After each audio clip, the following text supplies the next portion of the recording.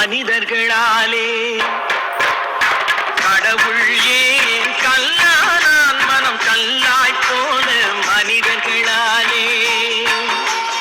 கடவுள் ஏன் கல்லானான் மனம் கல்லாய் போன மனிதர்களாலே.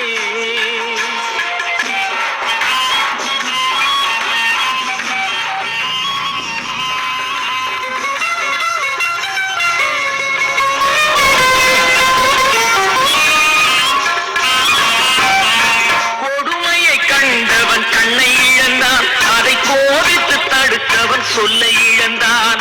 கொடுமையை கண்டவன் கண்ணை இழந்தான், அதை கோபித்து தடுத்தவன் சொல்லை இழந்தான்.